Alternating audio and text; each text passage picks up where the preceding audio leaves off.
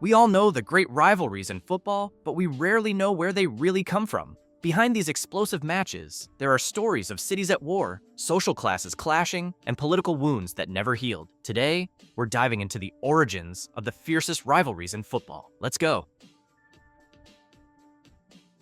At the beginning, these two clubs weren't even supposed to be rivals. Everything changed in 1913. Arsenal left South London and moved to Highbury, right into Spurs territory. For Tottenham fans, it was an invasion, but the real fire started in 1919. After World War I, the league wanted to expand the First Division from 20 to 22 clubs. Tottenham, who had finished 20th and were due for relegation, expected to stay up, but instead, Arsenal, who had finished 5th in the Second Division, were elected into the First Division ahead of Spurs. Why? Because the FA had no clear rule for allocating the extra spots. So a vote was held. Arsenal chairman Henry Norris managed to gather enough votes to promote his club. He was accused of bribery, but nothing was ever proven. For Tottenham, Arsenal had stolen their place, and that feeling never died. From that moment, the rivalry became cultural. Spurs see themselves as the rightful club of North London, Arsenal as the ambitious invader. Over the decades, tensions grew. In the late 1990s and 2000s, Arsène Wenger gave Arsenal a massive sporting advantage. The Gunners finished above Spurs so often that Arsenal fans created St. Totteringham's Day, the date in the season when Arsenal are officially guaranteed to finish above Tottenham, a tradition that sums up the balance of power. The defining moment came in 2004. Arsenal won the Premier League at White Hart Lane, Tottenham's home ground. An insult burned into the memory of both sets of fans. Even for players, crossing the divide is explosive. Sol Campbell, a Spurs Academy product, signed for Arsenal in 2001. The reaction? Insults, banners, torn shirts, and a hatred that still follows him to this day. More than just a match, this derby is built on history, territory, and a century-old sense of injustice that refuses to disappear. The Derby della Madonnina is one of the most unique derbies on the planet. Two rival clubs sharing the exact same stadium. It all begins in 1908. Inside AC Milan, a major disagreement breaks out. Some directors want to limit the signing of foreign players. Others refuse the idea. The split is total. The result? A group leaves the club and creates Internazionale. Suddenly, the city is divided into two sporting identities. Milan, attached to its Italian roots, and Inter, more open, more international. That separation is the very origin of the rivalry.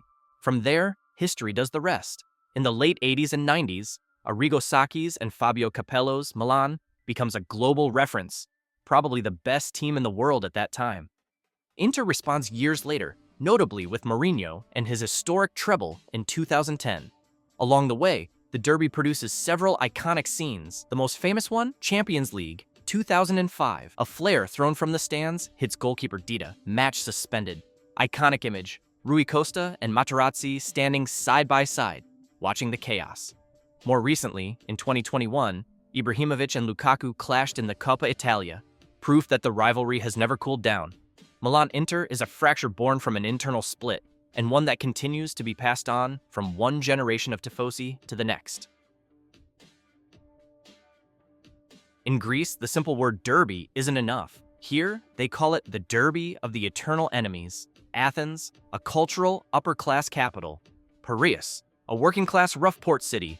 Two worlds, separated by just a few kilometers, and a hatred that's been alive since the 1920s. Olympiakos represents the port workers. Panathinaikos, the elite of the capital. From the very beginning, the rivalry has been social, almost political.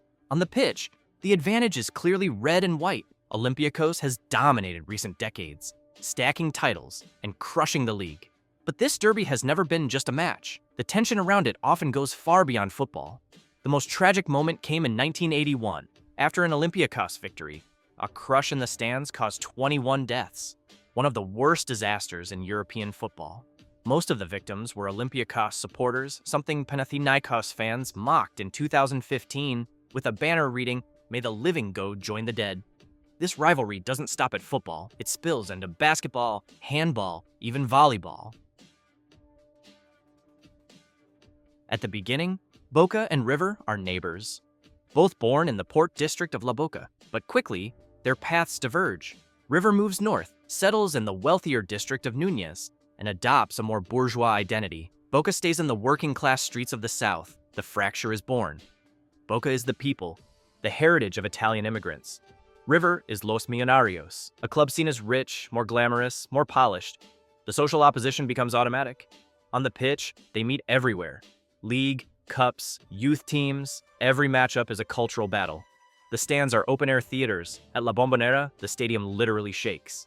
The chants never stop. Smoke, flags everywhere, and an atmosphere you can feel through the TV. At El Monumental, it's the same. Militant, rhythmic, overwhelming. The most iconic modern moment, the 2018 Copa Libertadores final. First leg, 2-2 at La Bombonera. The return leg, though, descends into chaos. Boca's team bus is attacked, several players are injured, and the match is postponed. A historic decision is made, the game is moved to Madrid at the Santiago Bernabeu. River wins, a sporting triumph, and an eternal wound for Boca. When we think about the French league, the rivalry that comes to mind is PSG versus Marseille, but that rivalry was actually manufactured from scratch. In the early 1990s, Bernard Tapie on the Marseille side and Canal Plus on the Paris side wanted to create the headline matchup of the league. Two big cities, and, above all, two clubs under the spotlight, in France and in Europe. The first official PSG OM took place only in 1971. For a long time, almost nothing. No decisive clashes, no deep popular hatred. Marseille's real enemies were Bordeaux, Saint-Étienne, Nice. But everything changed when OM dominated France. Then Europe in 1993. Paris wanted to exist in front of the flamboyant South. The story took shape. Capital versus province, City of Lights versus working-class city, Seine versus Mediterranean. Tapie fueled the fire to motivate his players. Canal Plus turned the fixture into a premium TV product. The word Classique slowly imposed itself in the media. On the pitch, the clashes became media events. In the 90s, both clubs became the only French teams to win a major European trophy. Then, after PSG's takeover in 2011, the balance flipped. Paris started stacking titles and winning almost every Classique. Yet the tension remains untouched. In 2020, a match at the park turned into chaos. 5 red cards, a mass brawl, Neymar accusing an opponent of racist insults. A modern symbol of how fiery this fixture has become. Today, the Classique isn't a geographical derby. It wasn't born naturally, but it imposed itself through TV, sporting politics, and emotion. In Liverpool, the rivalry started over a rent dispute. In 1892, Everton were playing their home matches at Anfield. A financial disagreement broke out with the stadium owner, who believed the rent was too high. So Everton packed up and moved across Stanley Park to Goodison. The owner of Anfield, left without a team, decided to create a new club. That club was Liverpool. And the unique thing about the Merseyside Derby is that it splits families, and sometimes even players. Jamie Carragher, a Liverpool legend, actually grew up an Everton supporter. On the pitch, Liverpool have dominated most of the rivalry since the 70s and 80s, thanks to their domestic and European success. But derbies here are always unpredictable, tight, physical, emotional. One of the most powerful moments came in 1989, in the FA Cup final. Just weeks after the Hillsborough disaster, the two clubs met at Wembley. More than a final, it became a moment of mourning and unity, a rare symbol of solidarity in the middle of a fierce rivalry. The Derby d'Italia is more than a match. It's a battle of ego, power, and national legitimacy. Its name comes from the fact that, for decades, these were the only two clubs never to have been relegated. One of the first major controversies dates back to 1959. In a chaotic game where Juve were leading 1-0, a scuffle broke out. The referee tried to separate the players, but accidentally struck Inter midfielder Giovanni Invernizzi. He ended the match knocked out. Inter demanded a replay, arguing the referee was responsible, but the federation validated the result. Who was president of the federation at that time? Umberto Agnelli, also the president of Juventus. For Inter fans, this moment became one of the first signs of a system tilted in Juve's favor. Another scandal hit 2 years later. The two clubs met on the second-to-last match day, both fighting for the title. But in the first half, chaos erupted in the stands. Crowd trouble forced the match to be abandoned. Inter were initially awarded the win by forfeit. Juve appealed, and the Italian Federation ordered the match to be replayed. A political earthquake in Milan. Outraged, Inter's president condemned the decision as corruption. To protest, he sent a youth team to Turin. Result: Juventus won 9-1 and clinched the title. And in 2006, everything blew up. Calciopoli. Juventus were found guilty of influencing refereeing decisions. The sanctions? Relegation to Serie B. 2 league titles stripped. One of them handed directly to Inter. Since then, for Inter fans, and for many supporters across Italy, Juventus has become synonymous with cheating and manipulation. People often call it the fiercest derby in France, but the rivalry between Lyon and Saint-Étienne is much older than football itself. It all begins in the early 19th century. Back then, Lyon was the world capital of silk. Wealthy, influential, built on commerce. Saint-Étienne, meanwhile, produced ribbons. The industrial rivalry was born. Over time, it became social. Lyon was the bourgeois city. Saint-Étienne was the working class one. 2 worlds that looked at each other without ever understanding each other. When football arrived, this opposition simply found a new battlefield. In 1919, Saint-Étienne's factory workers founded the Stade Forésien, which would become AS Saint-Étienne. In 1933, Olympique Lyonnais wouldn't be created until 1950, but as early as 1936, a match between a Lyon club and the Stéphanois already exploded. Fights, club officials stealing the match revenue, the foundations of an explosive derby were set. In the 60s and 70s, Saint-Étienne dominated French football, 10 league titles, a European Cup final, and icons like Platini, Larquet, and Rocheteau. Lyon at that time could only watch from afar, but the 2000s flipped the script. Under Jean-Michel Aulas, OL became the new giant of French football. 7 titles in a row. Stars like Juninho, Benzema. Saint-Étienne, meanwhile, struggled to regain its former glory. Certain derby moments have become legendary. Lyon's 5-0 win at Geoffroy Guichard in 2017, a Lyon fan tackling a player during a friendly match, and some infamous banners. Today, Lyon and Saint-Étienne aren't always in the same division, but the derby remains as much a social symbol as a sporting one.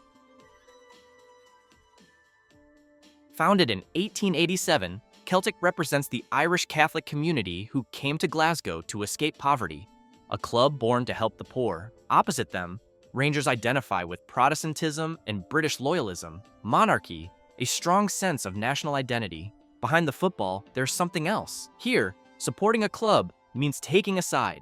For much of the 20th century, Rangers refused to sign Catholic players, an invisible line, but a very real one. Until the shock of 1989, Mo Johnston, a Celtic Academy product, a former Celtic hero, signs for Rangers. An earthquake, death threats, a Molotov cocktail thrown at his home, his car set on fire, bodyguards required. On the pitch, it's electric. Tackles, brawls, insults, stadiums on the edge of eruption. When the old firm arrives, Glasgow stops. Because here, a derby is never just a derby. The Revierderby, it's football in its rawest form. 2 neighboring clubs, 2 industrial cities, and a rivalry learned from childhood. Dortmund and Gelsenkirchen are only about 30 kilometers apart. For decades, people there worked in mines and steel plants. Families were mixed, lives looked the same, but football drew the line. Historically, Schalke dominated long before the 70s. The club dictated the pace, stacked up titles, and established itself as the Ruhr's reference point. Dortmund took over later, helped by the club's modernization, the Yellow Wall, and their rise in Europe. The derby itself remains completely unpredictable. One of the most iconic matches, 2017. Dortmund were leading 4-0. Everyone thought the game was done. But Schalke came back and snatched a 4-4 draw in the final seconds. A shock, still remembered as one of the greatest matches in Bundesliga history. Another unforgettable moment, 1999. Goalkeeper Jens Lehmann, playing for Schalke, scores the equalizer in the derby.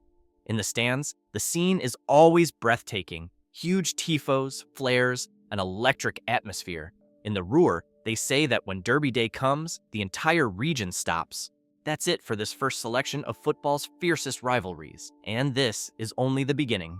In an upcoming video, we'll dive into even more explosive derbies with origins you'd never expect. And don't forget to subscribe to stay updated on the next videos coming out. See you soon. Ciao.